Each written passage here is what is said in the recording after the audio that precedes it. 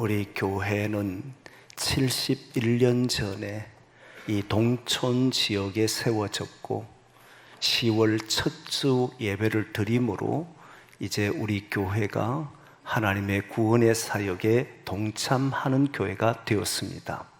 그리고 이제 2024년 10월 달을 맞이해서 한 달 동안 교회는 창립 기념달로 함께 어울림 잔치를 열어가며 하나님이 세우신 교회가 무엇인가 하는 것들을 이제 깨닫고 같이 걸어가고자 말씀을 나누고 있습니다.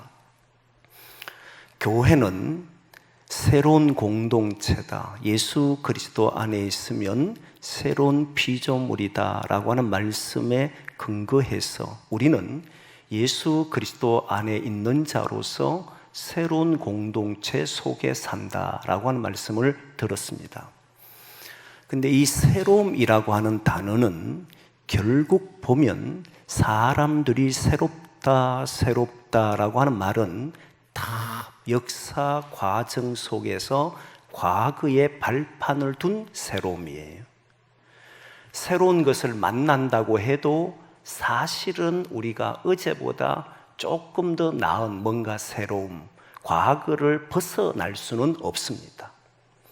물론 10년, 20년, 30년 전에 우리가 누리던 것과 지금 우리가 누리는 것을 비교해 보면 완전히 다른 것이에요.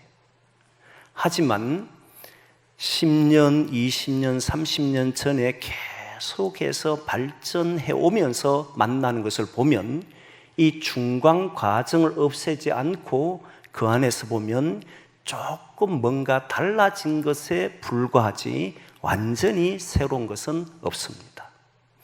근데 성경에서 말하는 새로움은 이전과 완전히 다른 새로움을 이야기합니다.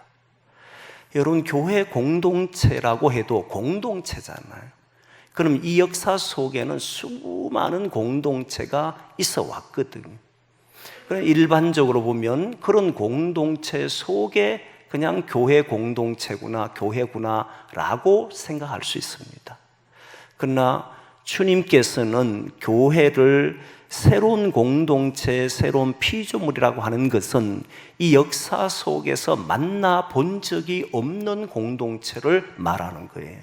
뭐가 다른가? 우리가 함께 살아가는 많은 공동체와 뭐가 다른가? 라고 말을 했을 때 살아가는 방식이 다르다는 거예요. 사람은 지금까지 걸어오면서 나름의 방법과 나름의 규칙을 가지고 살아옵니다. 그리고 그것이 옳다라고 하며 잘못된 것은 잘못됐다라고 말하며 살아오는 것이 우리가 사는 공동체의 모습이에요. 그런데 교회 공동체, 주님께서 새롭다라고 하는 이 공동체는 사는 방식이 과거에 얽매이지를 않습니다. 언제나 하나님의 나라, 미래를 보면서 생각하는 거예요. 그게 뭔가? 이 말이 뭔가?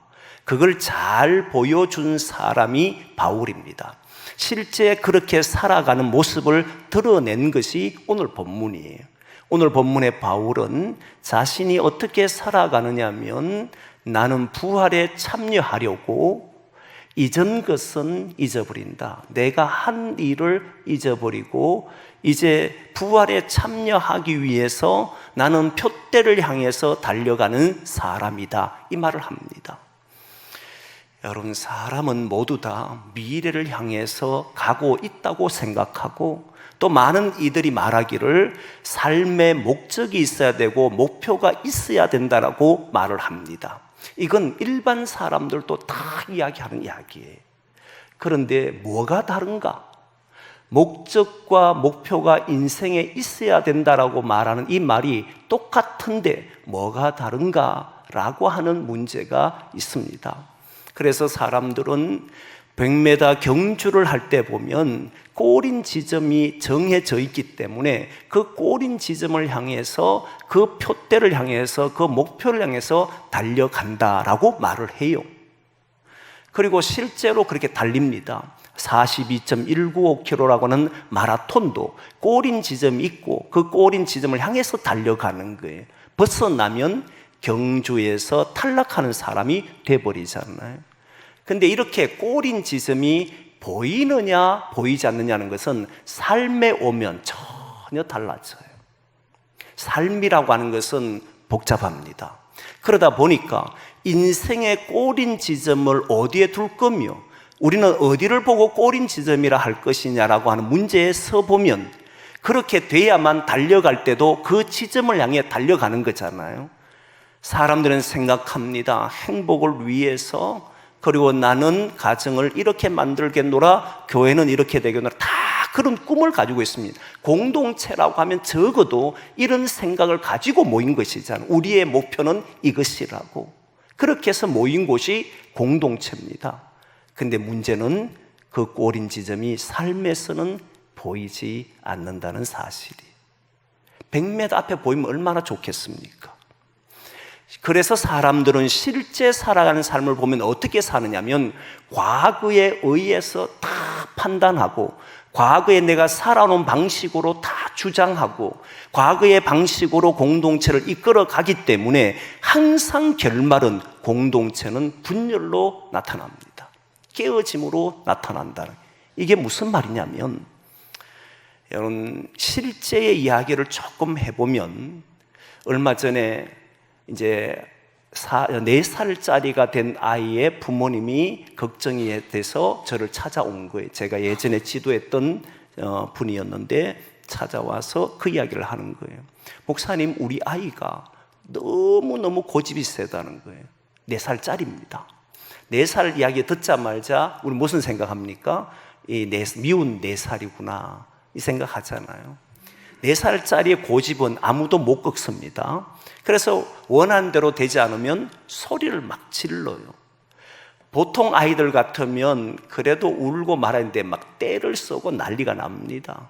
그러면서 또한 이야기하기를 그게 자기 마음에 들지 않으면 속이 상하니까 자기 주변에 있는 물건이라면 막 집어 던진다는 거예요. 그래도 다행히 TV나 이런 건 던지질 않고 자기 놀잇감인 블록을 집어 막 던진다는 거예요. 여러분 어떻습니까? 그러면 부모가 속이 안 상하겠어요? 그걸 보면 화가 안 나겠습니까? 그리고 그걸 바로 잡아야 되잖아요. 그러니까 애를 가르치려고 합니다. 그러면 안 돼라고 말하는데 걔가 안 돼라고 말하면 안 돼 한다고 그날로 바로 고칩니까? 오히려 안 된다라고 하면 할수록 더 소리를 지르고 자기 뜻이 이루어질 때까지 난리를 피우잖아요. 자기 속이 풀릴 때까지 합니다. 그런 걸 보면 부모는 더 못 견뎌 하잖아요. 그러면서 어느 순간 되면 자기 속에 화가 막 치밀어 오릅니다. 그러다가 못 견디니까 자녀를 향해서 소리를 지르고 야단을 치는 거예요. 근데 그것 좋아요. 근데 가만히 생각해보면 왜 화가 났을까? 왜 나는 소리를 지를까? 내가 배워온 상식과 내가 생각하는 방법과 내가 판단하는 일들과 사람은 이렇게 살아야 한다는 이 지금 시점에서 보는 눈이 이 아이를 보니까 마음에 들지 않는 거잖아요.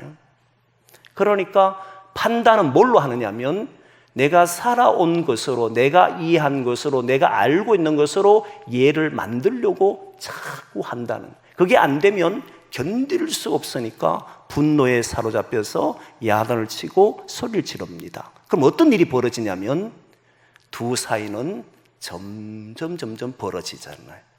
함께 있는데 마음은 함께 하지 않는.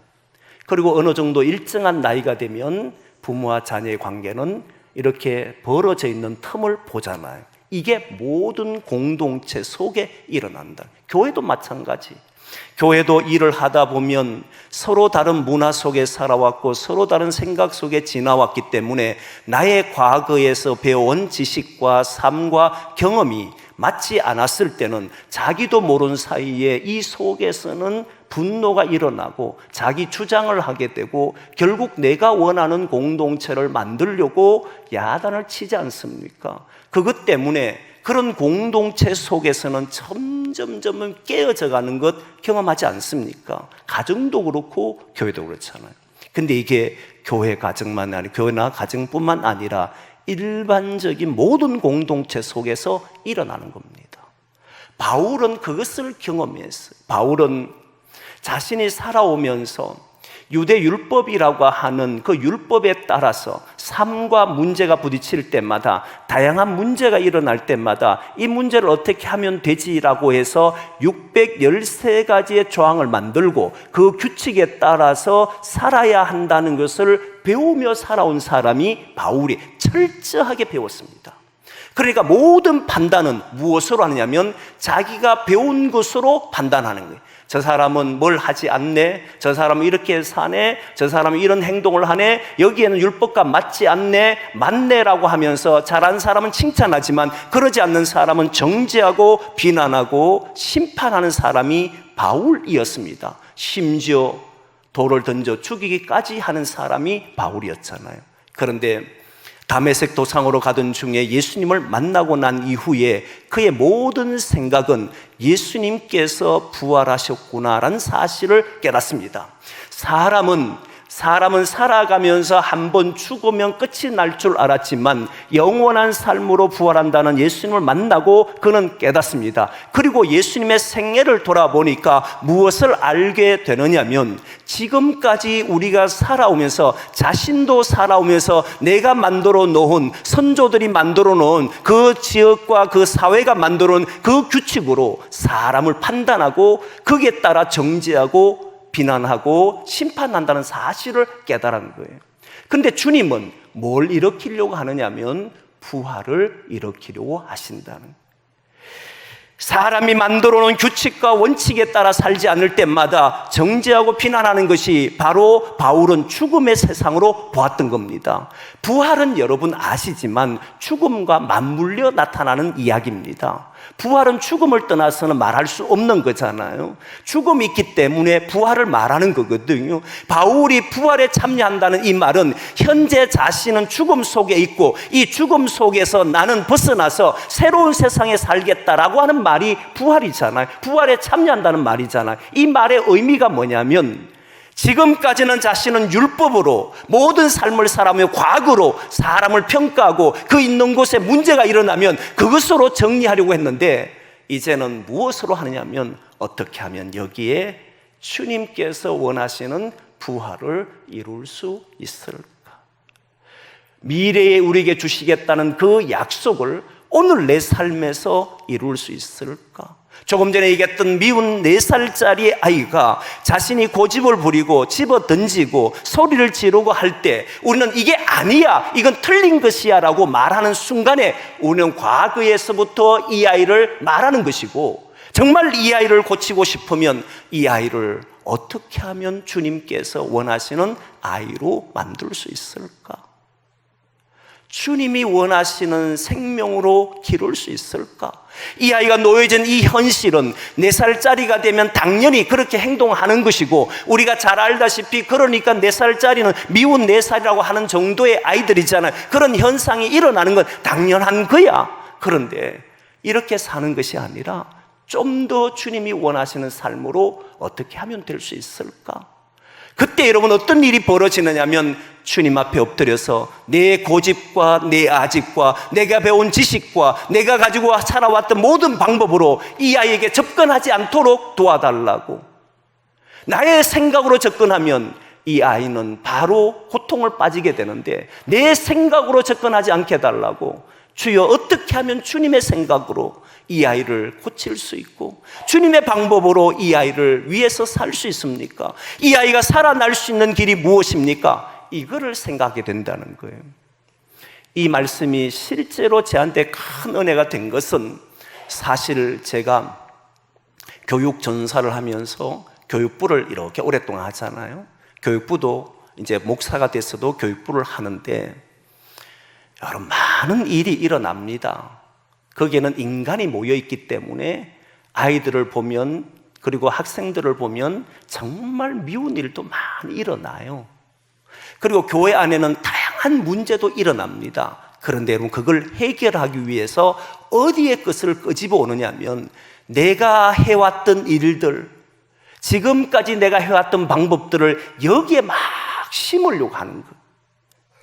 내가 했던 일, 내가 옳다라고 믿고 왔던 것, 그것을 여기에다 계속 고집부리고 말하고, 그게 되지 않으면 싸우기도 하고, 그래서 강요하기도 하고 야단치기도 하고 이렇게 해오더라는 거예요.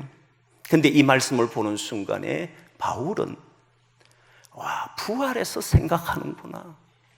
주님께서 이 세상에, 어둠 세상에 찾아오셔서 로마를 이야기하거나 또는 다른 세상을 이야기하는 것이 아니라 하나님의 나라를 어떻게 하면 여기에 이룰 수 있을까? 죽음 속에 살아가는 인간을 그 죽음에서 벗어나게 할 수 있는 길은 없을까? 내가 가지고 왔던 생각이 아니라 주님의 생각으로, 아버지의 생각으로 이곳의 변화를 주려고 했다는 사실이에요. 그러니까 이해가 되잖아. 인간은 저렇게 살 수밖에 없구나. 4살짜리는 저렇게 행동하는구나. 사람이라면 저렇게 말할 수밖에 없구나. 고집 부릴 수도 밖에 없고, 소리 지를 수밖에 없고, 분열을 일으킬 수도 밖에 없고, 다양한 말들을, 자기의 말들을 할 수밖에 없는 인간들이구나. 그러나 나는 그것과 부딪히는 것이 아니라 어떻게 하면 하나님의 나라가 여기에 이루어지게 할까? 어떻게 하면 이 죽음의 곳이 새로운 곳이 되게 할 수 있을까? 그거를 고민한 사람이 바울이라는. 그래서 오늘 본문에 보면 나는 내가 한 일, 즉 뒤에 있는 것을 잊어버리려고 했다는 거예요. 그렇습니다. 성도 여러분, 우리는 어떤 문제가 일어날 때마다 새로운 공동체라고 하는 말은 이전에 내가 해왔던 방법으로 지금 하는 사람들이 아니라는 거예요.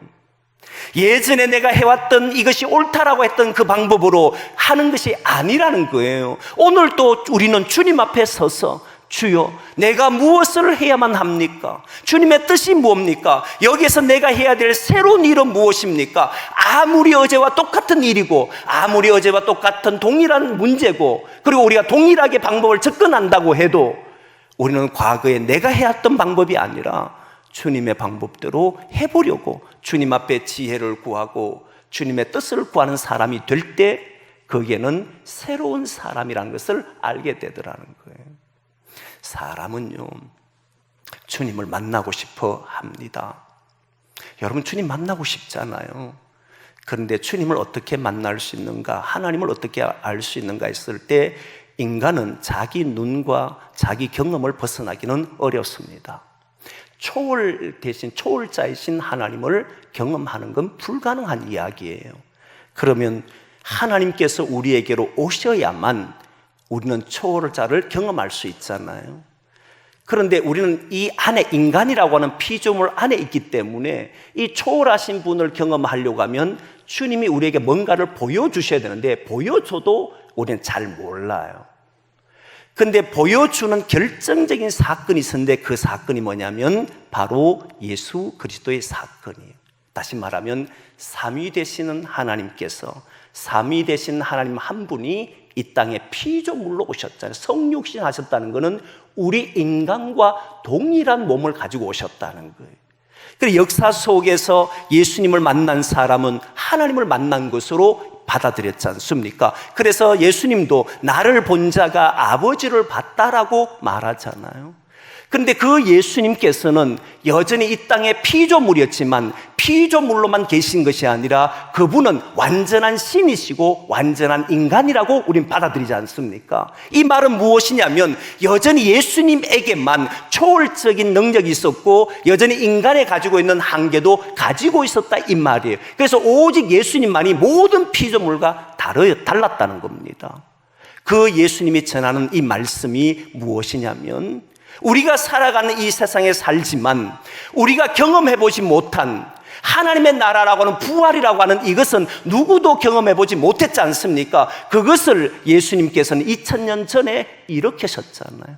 그래서 우리는 뭘 받느냐면, 뭘 보게 되느냐면 이 세상에 살아가는 모든 사람이 죽음으로 끝이 나지만 그러나 예수님은 죽음에 매여 있지 않고 부활하시는 분으로 살아가는 것을 보게 되잖아요. 근데 문제는 오늘날에 2000년 후에 우리는 부활하신 주님을 볼 수가 없잖아요. 또 뭘 통해서 예수님 만날 수 있느냐? 이게 관건이잖아요. 그때 여러분 보면 예수님이 이 땅에 오셔서 말씀을 전했는데, 이 말씀은, 그 말씀을 들었던 사람들이 이렇게 평가합니다. 그 권위는 권세 있는 자와 같았고 우리 서기관들과 같지 않았더라라고 하는 표현이 나옵니다. 이 말이 무슨 말이냐면, 그의 가르침은 지금까지 배워보지 못했던, 지금까지 우리가 들어보지 못했던, 이전에 단 한 번도 말하지 않았던 그런 역사, 그런 말씀, 그런 가치관이 그 안에 있더라. 이걸 깨달은 거예요. 사람들이 들었습니다. 그런데 그 들음은 그동안 들어왔던 모든 가르침과 전혀 다른 가르침이었다는, 뭐냐면 예전에 들어왔던 말을 하시지를 않았다는 거예요. 하나님 나라의 모습을 이 땅 위에 말했다는, 언제나 주님은 하나님의 나라의 모습을 여기에 말하고 살았다. 어제까지 네가 이렇게 살았느냐? 어제까지 이렇게 행동했느냐? 너 이렇게 부딪히며 살았느냐? 그리고 여기에서 뭔가를 이루며 사느냐? 그걸 말씀하신 것이 아니라 하나님의 나라는 이것이니까 이렇게 살아라고 말을 했고, 그 말씀대로 따라 산 사람들이 누구를 만났느냐면 바로 주님을 경험하더라. 하나님의 나라를 경험하더라. 이 말이 무엇이냐면 어렵잖아. 이 말은 다시 이야기합니다. 여러분 보십시오. 우리 교회가 이 역사 속에 새로운 공동체라고 하는 것을 저는 믿거든요. 그러면 이제부터 어떤 일이 일어나든 교회 안에서도 일이 일어납니다. 일어날 때 내가 아는 상식과 지식과 내 경험으로 판단하는 것이 아니라, 하나님, 여기에서 주님의 부활은 어떻게 일어납니까? 주님 나라는 어떻게 만들어집니까? 인간 속에 일어날 수밖에 없는 이런 문제들 가운데 어떻게 하면 하나님 나라가 여기에 이루어질 수 있습니까? 여기에서 출발하더라. 그리고 그 말씀에 따라 사랑해봐 라고 하면 사랑하면 되는 거예요. 용서해. 전에는 이래 하면 용서해 주겠다 이 말이 아니에요. 그냥 주님은 사람이 살아가는데 용서해 라고 하면 그 말씀대로 해보는 거예요.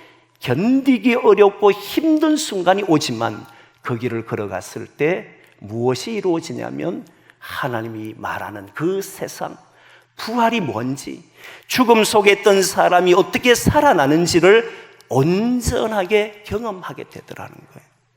이게 달라지더라.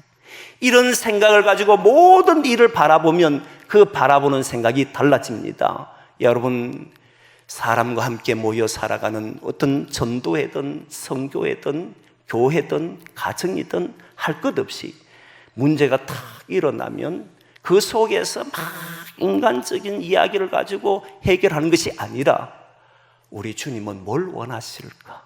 이걸 가지고 해보라는 거예요. 여러분 아시잖아요. 여러분들도 한번 생각해 보면, 사람이 자신의 고민을 가지고 찾아오면 뭘 이야기하는지를 가만히 보십시오. 전부 자기 경험을 이야기하는 거 아십니까? 나도 그런 경험이 있는데, 나도 그런 일을 겪었는데 이렇게 하는 게 옳아, 이렇게 말을 하는 거 아세요? 전부 자기가 알고 있는 지식으로, 자기가 알고 있는 지혜로, 자기가 알고 있는 방법으로 그 사람에게 요구를 하고 그렇게 하라고 요청을 합니다. 그런데 여러분, 저는 새로운 공동체 속에 살아가는 저와 여러분은 어떻게 해야 되냐면, 기도하자. 하나님의 지혜가 뭔지, 어떻게 하면 우리는 살아날 수 있는지, 어떻게 하면 우리는 여기에서 벗어날 수 있는지, 하나님이 부활을 원하시니까 어떻게 하면 그 미래가 오늘 당신에게 일어날 수 있는지, 어떻게 하면 정말 우리가 궁극적으로 꿈을 꾸는 그것이 오늘 우리의 삶에서 드러날 수 있는지, 그걸 위해서 함께 기도하고 같이 답을 찾자. 나는 당신이 이렇게 살아야 돼, 그렇게 안 사니까 네가 이런 문제 생기는 건 아니야, 이렇게 말한 사람이 아니고, 우리가 함께 주님 나라 이루려면 뭘 해야 되는지, 주님의 뜻이 무엇인지, 이런 일을 일으키는 일이 무슨 일이 벌어졌는지, 그걸 진지하게 고민하고 주님의 지혜를 구하는 사람이 될 때, 저는 주님이 그 자리에서 역사하시는 것을 보게 되는 줄 믿습니다. 그래서 여러분, 이전 것을 의도적으로 잊으셔야 돼요. 의지적으로 잊으셔야 됩니다. 인간은 과거를 떠날 수가 없습니다. 어제를 떠날 수 없기 때문에 어제 살아왔던 방법으로 오늘 또 열어가려고 하는 게 끊임없이 인간의 모습이에요. 어제와 다르지 않는 이 세상을 만들려고 하는 것이 아니라 어제에서 연속된 삶을 계속 이어가려고 해요. 하나님의 나라는 이 세상과 완전히 단절된 곳이잖아요. 하나님이 이루시고 싶은 세상은 이 세계와 다른 거잖아요. 그러면 우리는 과거의 일들을 자꾸 잊어야 됩니다. 허무했던 마음이 있어도, 실패했던 마음이 있어도 잊어야 돼요. 상처받았던 마음이 있어도 잊어야 돼요. 그리고 오늘 일어났던 일이 있어도 잊어야 돼요. 그리고 우리는 다시 일어나서 어떻게 하나님 나라가 이루어지느냐, 여기에 참여하려고, 어떻게 하면 부활에 내가 이룰 수 있느냐, 여기에 참여하려고 해야 한다는 거예요. 왜냐하면 우리 주님은 부활하셨기 때문에. 우리에게는 꼬린 지점이 보이잖아요. 부활하신 주님이 계시잖아요. 그래서 저와 여러분은 거기를 향해 달려갈 수 있게 되는 겁니다. 그래서 바울은 표대를 향하여 내가 달려간다라고 할 때 그 표대는 자신이 정해놓은 표대가 아니라 주님께서 우리를 통해 부활이라고 하는 죽음에서 이기신 그 표대를 향해서 그는 달려가려고 노력을 했던 겁니다. 그러면 그때는 뭘 하냐면 내가 지금까지 한 일은 있겠다. 어제까지 한 일도 있겠다. 거기에는 다양한 문제가 있을 텐데 그 모든 것도 있고 나는 오늘부터 새롭게 하겠다. 나는 오늘부터 새로운 삶을 살 거다. 어제까지는 내가 어떠했다 할지라도 나는 오늘부터 하나님 나라 안에서 살겠다. 나는 부활을 일으키며 살겠다. 나는 오늘 부활에 참여하며 살겠다. 이 각오와 이 결단이 매 순간 일어날 때 저와 여러분은 새로운 공동체 안에 산다는 것을 보게 되는 줄 믿습니다. 그렇게 살아보자는 거예요. 도저히 이해되지 않아도 주님이 사랑하라면 주여 내가 그렇게 해보겠습니다. 용서해보라면 주여 내가 그렇게 해보겠습니다. 이렇게 결단해 보시는, 그러면 그때 전혀 새로운 세계가 우리에게 펼쳐진다는 것을 경험하게 되는 줄 믿습니다. 그렇게 살아가기를 소망합니다. 기도하겠습니다.